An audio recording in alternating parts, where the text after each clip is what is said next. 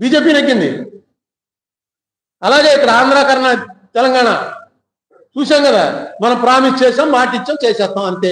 ఆంధ్రాలో ఏముండవు గురు, డిపాజిట్లు ఉండవంటే పోతే పోయింది. మనం అన్నమాట నుంచి ఎలా వెనక్కి వెళ్తాం?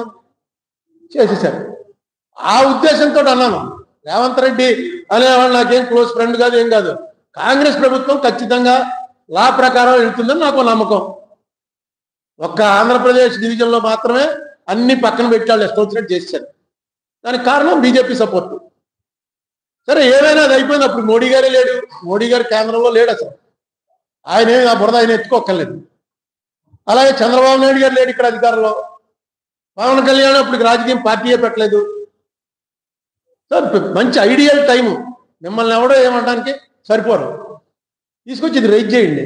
ఇది రైజ్ చేయడం వల్ల స్టేట్కి మంచి జరుగుతుంది. ముందు రావాల్సిన వస్తాయి, తర్వాత జరిగింది తప్పురా అంటే నాలాంటికి కొంచెం అమ్మా మనం ఆ రోజు చేసిన తప్పేం కాదు,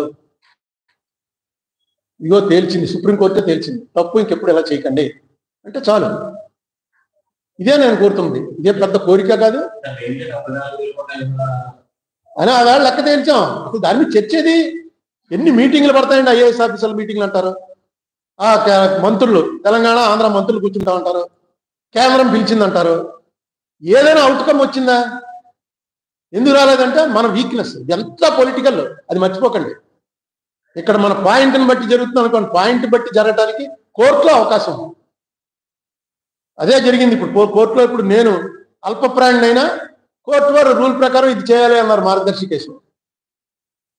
కోర్టులో టైం పడుతుంది, కానీ కోర్టులో నేను సరిపోను. నేను నా తరఫున ఆంధ్రప్రదేశ్ గవర్నమెంట్ నేను అడిగిన రోజునే వచ్చుంటే జగన్మోహన్ రెడ్డి గారికి నేను 2020లోనే రాశాను. 19లో అధికారంలో వచ్చాడు, 20లో రాశాను. 22 దాకా ఆయన వచ్చి ఎఫిడవిట్ వేయలేదు. వేసుంటే అప్పుడే వచ్చినది, ఈ పార్టీ తేలిపోను.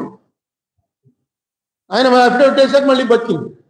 సరే ఇప్పుడు చంద్రబాబు నాయుడు గారు అందులో నాకు సపోర్ట్ చేయరని తెలుసు, నేను అడగను. ఇప్పుడు వాళ్ళకు ఉన్నటువంటి సంబంధాలు బట్టి వాటిని బట్టి ఈ గవర్నమెంట్ ఏం చేస్తుంది అన్న దాని మీద దాన్ని వెళ్ళను అసలు. కానీ పార్లమెంట్లోనూ గవర్నమెంట్లోనూ అలా కాదు, ఖచ్చితంగా ఇచ్చిపుచ్చుకోవడాలే. నీ బలాన్ని బట్టే నీకు వస్తుంది, నీ టాక్టిక్స్ని బట్టే నీకు వస్తుంది. నాకు తెలిసి చంద్రబాబు నాయుడిని మించినటువంటి టాక్టిక్స్ ఉన్నటువంటి వాళ్ళు ఎవరు లేరు. ఖచ్చితంగా ఆయనకు ఉంది టాక్టిక్స్. స్టేట్ కోసం వాడండి. పవన్ కళ్యాణ్ ఖచ్చితంగా మొండిగా చెప్పగలడు, ఇది నో, ఇది జరగడానికి వీల్లేదని చెప్పమని కోరుతున్నాను.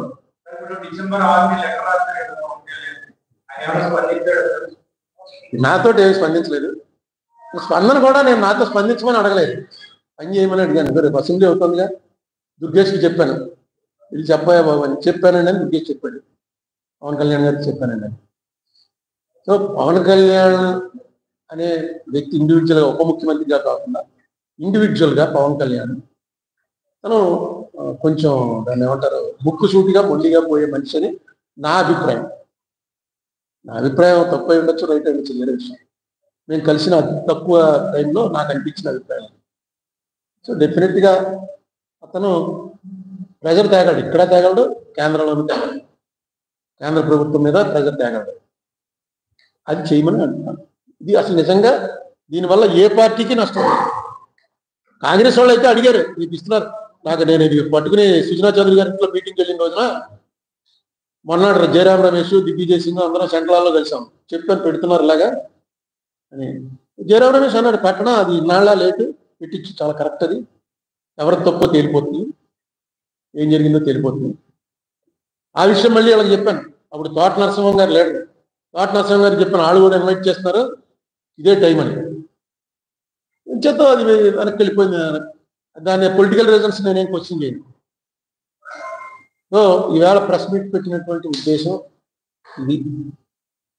మీ ద్వారా పవన్ కళ్యాణ్ గారికి విజ్ఞప్తి చేసిన, ఆల్రెడీ లెటర్ కూడా రాశాను, దయచేసి పార్లమెంట్లోను కోర్టులోను ఈ అంశం ప్రస్తావించి మన రాష్ట్రానికి రావాల్సినవి రప్పించుకోవడంతో పాటు జరిగిన అవమానం నుంచి బయటపడే అవకాశం కల్పించండి. అయిపోయింది కదా అని అనుకోకండి, అక్కడ మచ్చాల ఉండిపోయింది. నేను ఒక్కనే కాదు, అందరూ బాధపడుతున్నారు.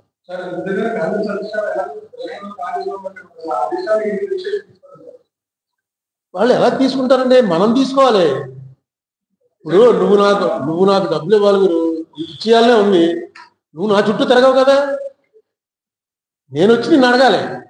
మరి అరుణ్ కుమార్ ఇంటికి వెళ్ళాను, ఇంట్లో లేటుండే, ఆఫీస్కి వెళ్తే ఆఫీస్లో లేటుండే, గదిలో కూర్చొని పోకుండా రాదంటే ఇవ్వకూడదు. వాళ్ళు మనకి ఇవ్వాలి, ఇవ్వాల్సింది వాళ్ళు. అవునండి, జరగటానికి కారణం వాళ్ళు అయితే ఇక్కడ కాంగ్రెస్ ఏది అడగటానికి? ఏమన్నా 4 కాంగ్రెస్ వాళ్ళు ఉంటే అడుగుదురు. ఆ కేవీపీ రామచంద్రరావు గారు ఉన్నంతకాలం పార్లమెంట్ లో, రాజ్యసభలో ఇదే గొడవ చేసింది. అయిపోయింది ఆయన రాజ్యసభ.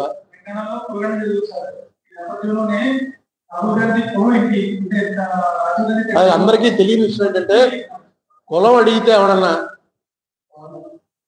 మామూలుగా చెప్పకూడదు, కులం అడగడానికి ఎవరికి రైట్ లేదు. బీసీ ఎస్సీ ఉన్నాయనుకోండి, అవి వాటికి కొన్ని రాయితీలు కల్పించారు కాబట్టి నేను రేపు బీసీ అని రాస్తే ఉండవల్లి అరుణ్ కుమార్ బీసీ రాశాను అనుకోండి, అప్పుడు అడగచ్చు మీరు, నువ్వు ఏ కులం అయ్యా, బీసీ ఎలా అయ్యావు? నేను ఓసీలో ఉన్నాను, ఓసీలో ఉండి ఏ బెనిఫిట్లు పొందట్లేదు, నేను కులం పేరు రాయవలసిన అవసరమే లేదు. నా కులం మీరు అడిగితే ఏదైనా చేయొచ్చు, కేసు కూడా పెట్టచ్చు, ఉంది మనకి.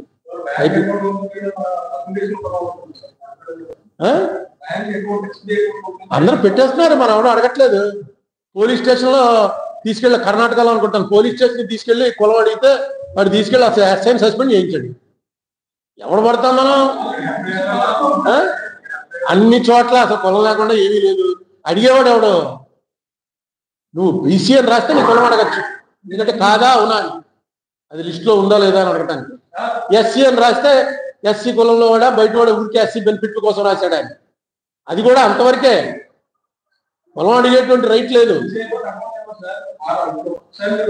అప్పుడే నువ్వు చెప్తున్నాను కదా, అకౌంట్ ఎవరో నాకు తెలుసు, పోలీస్ స్టేషన్లో ఎఫ్ఐఆర్ రాయరు, కానీ దాని మీద ఫైట్ చేసిన వాడు ఎవడు? ఇక నాలాంటి వాడు ఎవడో పట్టుకోవాలి, పట్టుకుని వీడికి మెంటలు ఎక్కువైందండి, పెద్దడు అయిపోయాడు, ఒకడు దాటిపోయి 70 దాటిపోయి కదండి, కొంచెం అలాగే అయిపోతాడని.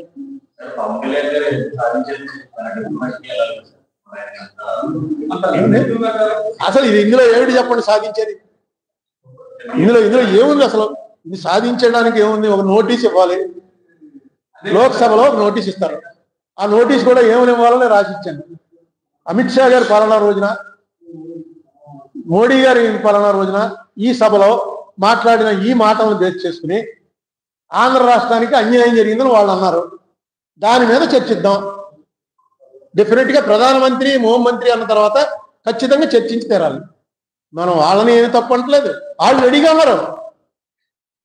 అనేక సార్లు లోక్సభలో ఛాలెంజ్ చేశాడు అమిత్ షా, దాన్ని చర్చిద్దామా రండి, ఆంధ్రప్రదేశ్లో ఏం చేశారో మీరు చెప్తాను అని అనేక సార్లు అన్నాడు. ఎవడో నోటీస్ ఇవ్వాలి, ఆ నోటీస్ ఇచ్చిన వాళ్ళు కొంచెం పార్టీ నోటీస్ అనుకోండి, ఇప్పుడు లీడర్ ఆఫ్ ద పార్టీ ఇచ్చాడు అనుకోండి, డెఫినెట్గా దాని వాల్యూ వేరు. నాలాంటి వాడు ఒక సింగిల్ మెంబర్ ఇచ్చాడు అనుకోండి, దాని వాల్యూ వేరు, అది వెనక్కి వెళ్తుంది. ఎందుకంటే రోజు పార్లమెంట్ నడిచేదే 50 రోజులు 60 రోజులు నడుస్తుంది, అందులో ఇలాంటి షార్ట్ డిస్కషన్స్ ఉండేవే 10 ఎన్నో ఉంటాయి. ఆ 10 డిస్కషన్స్లో ఏది ప్రయారిటీ అన్నది చూసుకుంటారు. ఈవేళ తెలుగుదేశం పార్టీ ఇచ్చింది అంటే చేసి తీరాలి.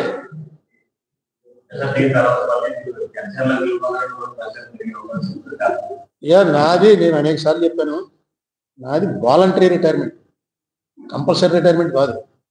నేను కావాలని రిటైర్ అయిపోయాను, నేను ఎందుకు వెళ్తాను? ఇంకా కంపల్సరీగా తోసేసి ఏ అవకాశం లేకుండా ఖాళీగా ఉంటూ ట్రై చేసుకుంటూ ఉంటాం, అందులోకి వెళ్దామా ఇందులోకి వెళ్దామని.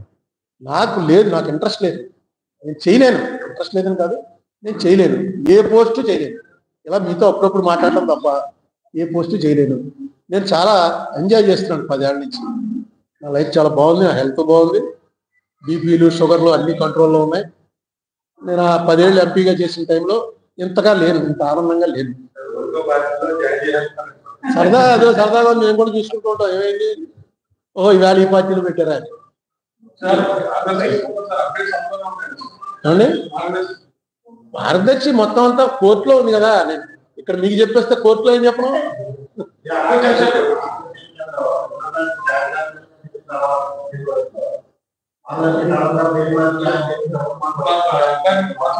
అంటే ఇందులో ఒక చిన్న ఇదేంటంటే, క్రిమినల్ కేసు ఇది రామోజీరావు గారి మీద ట్రయల్ కోర్టులో రాజశేఖర రెడ్డి గారు సీఎంగా ఉండగా కృష్ణంరాజు గారిని ఐపీఎస్ ఆఫీసర్ ఇచ్చిన కంప్లైంట్ క్రిమినల్ కంప్లైంట్. క్రిమినల్ కేసులో ఎలా ఉంటుందంటే, ఆర్గ్యుమెంట్ అన్ని రకాల నుంచి కొడతారు, దాంట్లో ఒక భాగం ఇది. దీన్ని అతిపెద్ద ప్లేడరు, ఇండియాలో టాప్ 10 ప్లేడర్ వచ్చాడు, రోహతగి, ముకుల్ రోహతగి అన్నవాడు సిద్ధార్థ్ లోధరా కన్నా డబల్ ఛార్జ్ చేసేటువంటి ప్లేడర్. అతన్ని తీసుకొచ్చేటప్పటికి ఇది ఒక పెద్ద సెన్సేషన్ అయింది. కానీ యాక్చువల్గా క్రిమినల్ కేసుల్లో ఆర్గ్యుమెంట్ చెప్పేవాళ్ళు అన్ని ఆర్గ్యుమెంట్లు చెప్పేస్తారు. ఏంటి, ఫస్ట్ ఇప్పుడు దొంగతనం చేయలేదండి అని చెప్తారు, నెక్స్ట్ దొంగతనం చేసిన రోజున ఇక్కడ ఊళ్ళో లేదండి అని చెప్తారు, నెక్స్ట్ దొంగతనం చేయడానికి కళ్ళు కనబడండి అని చెప్తారు. అన్నీ ఏదో ఒకటి క్లిక్ అయ్యే బెనిఫిట్ ఆఫ్ డౌట్ నేను ఉంటుందంట, ఏదో ఒకటి క్లిక్ అవుతుంది కదా. అలాగే వాళ్ళు వచ్చి ఈ చెప్పిన వాదన, వాళ్ళు చేసే వాదన అన్ని కేసుల్లో అందరూ చేస్తారు. కానీ ఇక్కడ చిన్న ఇదేంటంటే ఎవరికైతే సంబంధం లేదు కొడుకునే అన్నారో కొడుకే వేసాడు పిటిషన్. ఆయన ఒక 3 నెలలు 4 నెలల క్రితం నా తండ్రి గారి ఇదే కేసులో, నా తండ్రి గారిది వారసత్వం నాది, నేను ఇప్పుడు హెచ్యుఎఫ్ కట్టని, అందుకని ఈ లిటిగేషన్లో పాల్గొనే అవకాశం నాకు ఇవ్వండి అని ఆయనే ఒక పిటిషన్ వేసాడు. ఆ పిటిషన్ వేస్తే నేను ఆన్లైన్ అపీర్ అవుతున్నాను, జడ్జి గారు నన్ను అడిగాడు, నీకేమైనా అభ్యంతరం అని. నాకు అర్థం లేదండి అసలు అని చెప్పారు. నాకు అర్థం లేదండి అసలు, ఎందుకు ఈ పిటిషన్, ఎందుకు ఇప్పుడు అది అవసరం లేదు, వేసారు. ఎందుకు వేసారో మరి, ఏదో లీగల్గా వాళ్ళ ప్లాన్ వాళ్ళకు ఉంటుంది.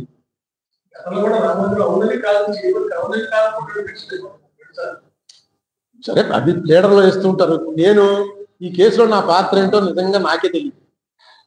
ఎందుకంటే నేను పార్టీ కాదు, సుప్రీంకోర్టులో పార్టీని, కానీ ఇక్కడ పార్టీ కాదు. పార్టీ కాదని చెప్పి పూర్తిగా మనం కూడా మీలాగే టీవీలో చూసుకుందామా అంటే అసిస్ట్ ద కోర్ట్ అన్నాడు. అసిస్ట్ ద కోర్ట్ అన్నాక ఈయన కూడా అసిస్ట్ చేయడానికని సిద్ధార్థ లోధరా వచ్చి ఆర్గ్యుమెంట్ చెప్పాడు.